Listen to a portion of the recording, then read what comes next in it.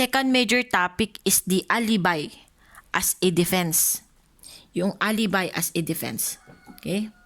Kaya mag-alala, medyo malapit na tayong matapos sa CRIM 1. Ang i-discuss ko sa inyo, okay, more of updated discussions in CRIM 1 at ito yung mga labasin. So, I hope na makatulong to later on. Bibigay ko yung kopya naman. And I will also upload my discussion. Again, dun sa mga bago lang napasok, i-upload ko po sa YouTube yung discussion ko para just in case, okay, for the benefit of those who will graduate soon, at saka yung mga magbo-board exam, habang nasa CR kayo, habang tumatae kayo, imbes Facebook kayo, pakinggan nyo na lang yung mga sinasabi ko. Pwede nyo ulit-ulitin, pag hindi nyo naintindihan, ulitin nyo ulit. And there's nothing wrong of reviewing it again and again. Okay? Okay? Ang mahirap lang, yung effort lang. Okay? Next, alibi as a defense. What is alibi pala? Is that a defense? Defense bang alibi? Okay? Basic. Yes. Okay? Alibi is the weakest defense. Okay? Bakit weakest, ma'am? Kasi it's easy to fabricate. Okay? Easy to fabricate, but very difficult to disprove. Okay? For it is easy to fabricate and difficult to disprove. Okay? And it is for this reason that it cannot prevail over the positive identification of the accused by the witnesses. If you are identified by the witness, eyewitness, alibi, okay, is already disproved. Next, paano maging successful ang alibi? Paano yan magiging successful? Example, pinatay daw ni Pedro si Juan doon sa Sanchez Mira, di Centro 2, di sango ti sementeryo. Okay? Idi alas 6 ti parbangon, tano basit pa lang ti tao. Nakita ngayon ni Ana. Okay, nakita ni Ana kasi nagtatrabaho si Ana dun sa Agdaldalos si Panchon. So, si Ana na-identify niya. Alam ni Pedro dyan, yung ex-boyfriend ko, sabi niya. Siyempre, nanginginig si Ana, nagtago si Ana. Nung kinasuhan na si Pedro, ang alibay niya is, wala ako dyan. Nung alas 6 at ganyang araw, nung Lunes, wala ako dyan. Doon ako sa Claveria. Madamanak nga na nagfi-fish, fisherman si Pedro. Andun ako sa dagat. Paano naman ako diyan pupunta ang layo-layo? Sabi niya. Walang sasakyan kasi may COVID ngayon. Sabi niya. That is the alibi of Pedro. However, he was positively identified by the eyewitness Ana. Okay? Always remember, the alibi is disproved. Okay? Always remember na in order for alibi to prosper, to be successfully used as a defense, the accused, okay, must prove two requirements. Ano yung una niyang ipoprove? Okay? That he was present at another place at the time the perpetration of the crime. Doon. Okay? Andun. Sabi niya, andoon ako sa Claveria, doon sa may dagat, nagfi-fish ako nung alas 6 ng umaga. Andun yung ulang element. Pero yung second element, tignan natin kung ma-prove niya. That it was physically impossible for him to be at the scene of the crime during its commission. Always malapit lang ang Claveria at saka Sanchez Mira. Okay, doon sa Centro 2. So, is there an impossibility for him to be at the scene of the crime? No. So, in that case, okay, the second element of alibi to prosper was not proven. In that case, hindi successful yung alibi niya. So, that is for alibi as defense. Ilagay nyo ng star-star yan. What is the weakest form of defense? The answer is alibi. Okay? How to prosper alibi as a defense? There are two.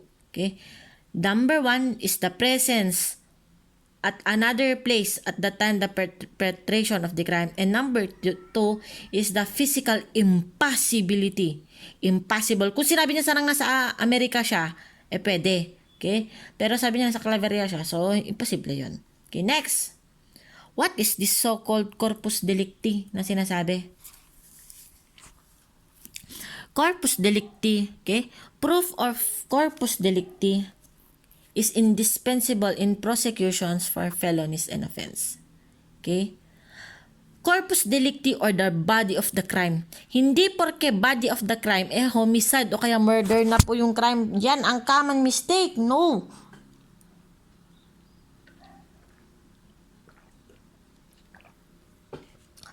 Corpus delicti. Hindi yung katawan ng tao na pinatay. Okay? Sana lahat ng nagre-review alam na yon. Kasi mga law students minsan na ewan ko ba kung paano yan. But corpus delicti is not the body of the person who died, but it is the body of the crime. Okay? Corpus delicti has been defined as the body or substance of the crime, and in its primary sense refers to the fact that a crime has actually been committed. Okay? Kung i-apply natin ito sa particular offense, it is the actual commission by someone of the particular crime charge. So in short, these are the elements of the offense or the felony. Ito yung corpus delicti. Corpus delicti refers to the specific injury or loss sustained. Okay? Again, it's not the body of the person who died in the crime of murder. It is the elements of the crime. It is the body of the crime. Okay? It's the actual commission of someone of a particular crime. Example, okay? Ano ang corpus delicti sa illegal possession of firearms? Okay? The answer? It is the accused's lack of license or permit or to possess or carry the firearms. Okay? Again, is this mala inse or mala prohibita? Is this mala prohibita? Kasi hindi naman porke may baril ka, inherently bad. Okay? So, the corpus delicti is the body of the crime. Sa arson naman, what is the corpus delicti? Okay? In arson, the corpus delicti rule is generally satisfied by proof of the bare occurrence of the fire, meaning existence of the fire itself is already the corpus delicti. Sa theft, pag nanakaw, okay, what is the elements? Sorry. Teka lang, ang ingay naman ng cellphone na to. What is the... Silent ko lang po. Saglit. Ayan. Corpus delicti in theft. Okay? The R2. Diba? Sabi ko nga sa inyo, usually, the corpus delicti are the elements of the crime. Okay? Please remember that hindi yung katawan ng taong namatay. Okay? Number 1, that the property was lost by the owner. And number 2, it was lost by felonious taking. Zapanta versus People. Ito, tandaan nyo to. Ni Pedro kenwan kitagkapit bahay da. Tata ni Pedro ke sa bungero. So, gaganda, nagpipintas lagi di tandang na. Ni Juan, ket fisherman. Ket nakapsot ti fish tata, da bagbagyo. Tata, ket awan ti masida ni Juan. Awan ti naala na di Claveria nga fish. Mabisintat ta ni Juan. Ket nagpaalam si Pedro, sabi niya kay Juan, Juan, bantayan mo muna yung manok ko. Sige, par, sabi niya. Iwan mo na lang muna dyan, ako nang magpakain mamaya, sabi niya. Okay? O sige, thank you par, mga 4:00 pa ako ng hapon babalik, sabi niya. Sige, para ako na bahala, sabi niya. Habang binabantayan ni Juan yung mga manok ni Pedro, mabisin, gutom si Juan. At dati nakita na nga manok nga pilay-pilay. Kita taay. Hamot nga masapol ato ni Pedro. Alaklat ta ato yun. Sabi niya. Inala na tata. Madama na dut-dut-dutanin. Ikikatan na daga feathers na. Pero, tumingin siya sa mata ng manok. Naawa siya doon sa mata ng manok. Parang umiiyak yung manok. Nagmamakaawa. Na, kulang lang ako sa medicine. Vitamins. So, kain binalik niya yung manok. Is there a theft committed? The answer there is yes. Okay? Ma'am, kahit na binalik niya, is there a theft committed? The answer there is yes. Because the property was lost. Okay? Within the jurisdiction of the owner. And number 2, it was lost by a felonious taking. Is the act of one authorized by Pedro? No. Okay? It was a felonious taking. Ma'am, kahit na binalik, hindi ba ano yun, ma'am? Attempted. Again, it's not an attempted theft. Okay? It's not attempted theft. Next, conspiracy. Conspiracy. Ay, sorry. Ano sabi ko sa inyo? There can be attempted in that case pala. Sorry, ano ba? Iba atang nasa isip ko. Anyway, it's still theft kasi kahit na binalik niya because the elements of the crime are present. Kahit na binalik pa niya yan. Please remember that one. Madalas na lumalabas yun sa board exam.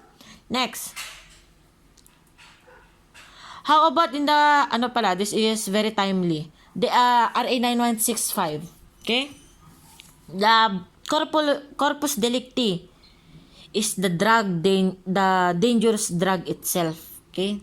Yung shabu mismo, yung marijuana mismo, that is the corpus delicti. Okay? Ma'am, sa homicide and the murder, what is the corpus delicti there? Is that yung namatay na tao? Again, hindi. It's the intent to kill and the actual killing of the person. That is the corpus delicti. Next, conspiracy. Yan. Conspiracy, okay, generally, in real sense, is not punishable.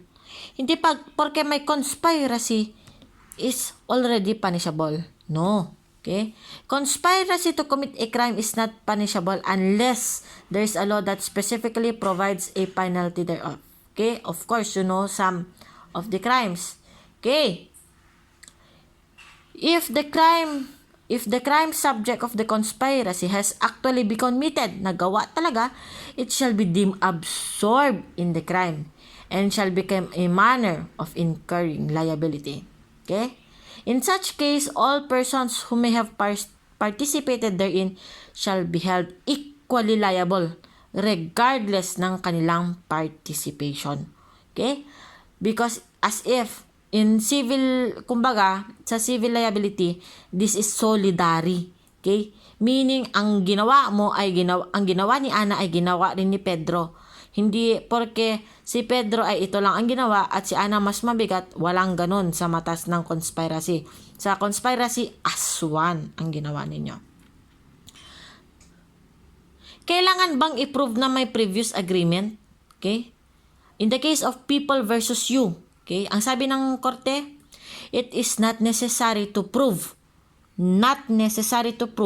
a previous agreement to commit a crime.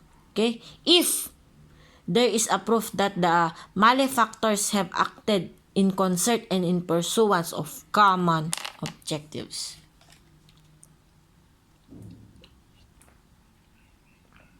Meron ba tayong tinatawag na implied conspiracy? Sabi ng batas, sabi ng korte, yes. People versus Bermundo. There is an implied conspiracy when two or more persons aim by their acts toward the accomplishment of the same unlawful object, each doing a part so that their combined acts through apparent independent are in fact connected and cooperative, indicate a closeness of cooperation or personal association. Okay? In other words, there is an implied conspiracy when there is a unity of purpose and unity of execution of the unlawful object.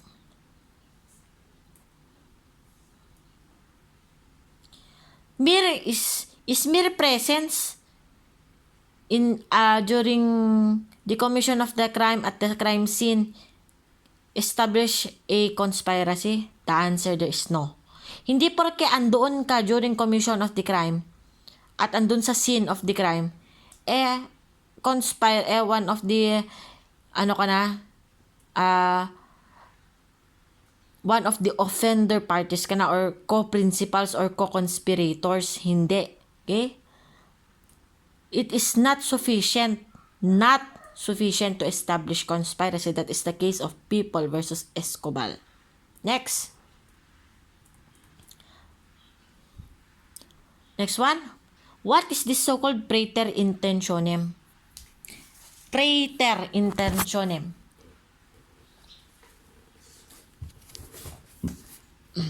Next, so, any person who may be held liable for intentional felony, although the wrongful done is not intended by him.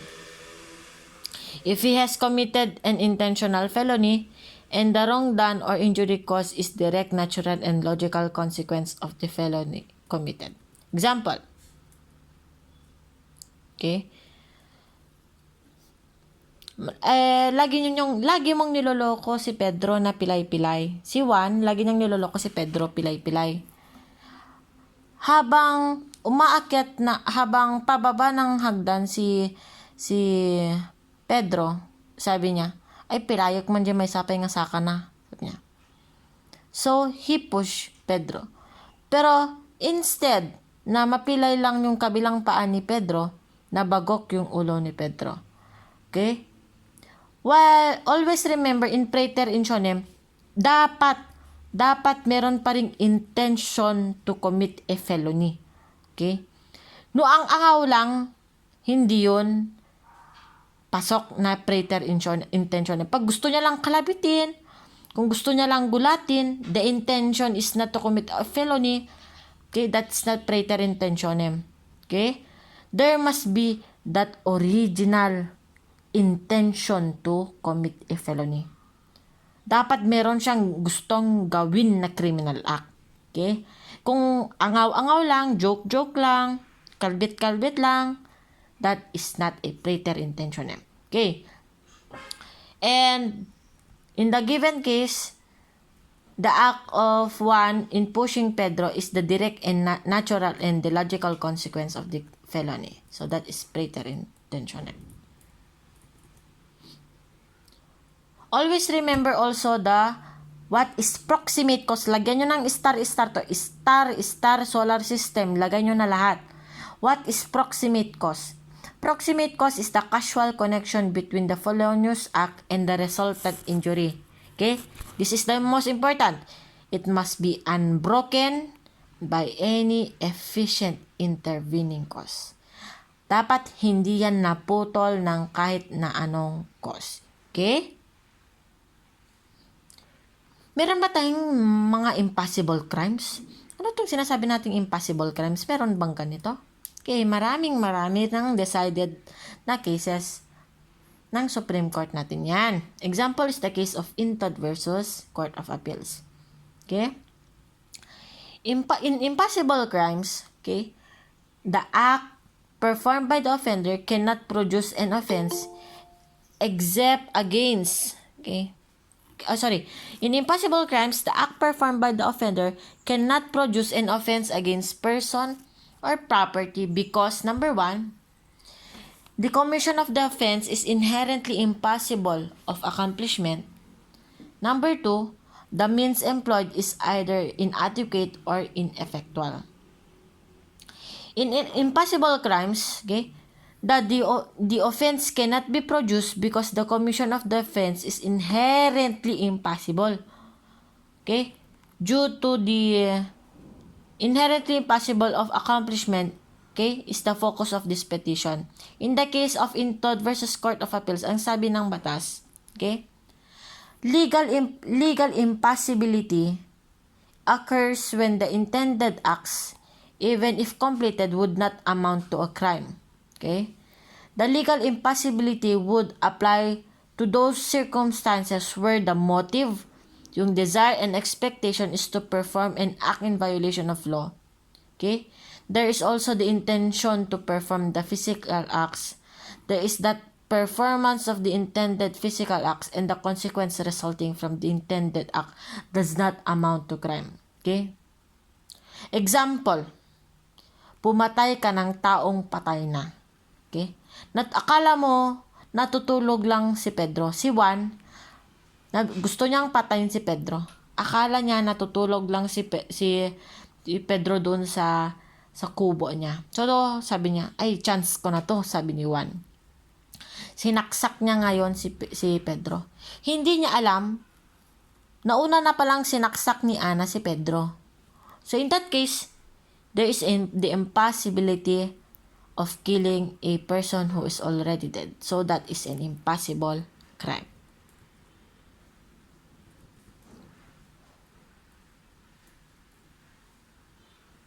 Example pa. Okay? Another example. Si Pedro, naiinggit siya kay Juan kasi si Juan galing ng Saudi, marami siyang gold. So, nung Monday, sabi ni Juan, ay Juan, tignan mo tong relo. Ay, sabi ni Juan kay Pedro, ay Pedro, tignan mo tong relo ko, ang ganda-ganda, mahal yan, 15,000 yan. Okay? Tapos nakita ni Pedro ngayon, na nilagay ni Juan yung relo niya doon lang sa bulsa ng pantalon niya. Tapos yung pantalon niya, sinabit niya doon sa harap ng door nila. So, nakita niya ngayon lumabas na si Juan. For some time, sumilip si Pedro doon sa window. He tried to reach the pants of Juan hanging on the door. Pero it was empty. Di niya alam, butas pala yung packet at nahulog yung relo doon sa floor. Hindi niya ma-reach yung relo doon sa floor. That is theft. Okay? So, that is the case of Intod versus Court of Appeal. So, an example is the man who puts his hand in the coat pocket of another with the intention to steal. Okay? And the latter finds the pocket empty. So, walang laman pala yung nanakawan niya. That is impossible crime. Again, please remember the stages of execution, ha? Attempted, frustrated, and consummated.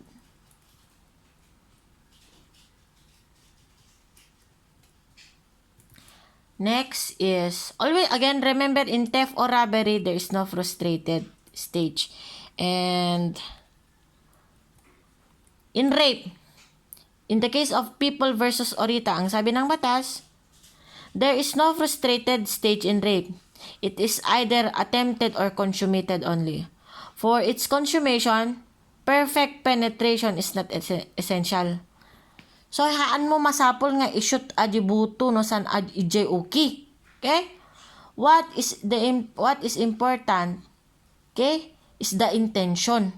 So, any penetration of the female organ by the male organ is sufficient. So, uray no nakapatong lang yan, hindi kailangan nakapasok ng buo. Okay? It is attempted if there is no penetration of the female organ because not all acts of execution were performed. So, example, nangyayari ito pag nakapatong lang yung lalaki doon sa babae, tapos nire-rape niya, tapos nakadamit pa sila. So, that is attempted. Ganun na lang imagination nyo para mas madaling alalahanin. Okay. We go to the different circumstances. This will be the last discussions. Okay? Last discussion for Kriman. We have the so-called justifying jema'a. The jema'a. Justifying, exempting, mitigating, okay, aggravating, and alternative.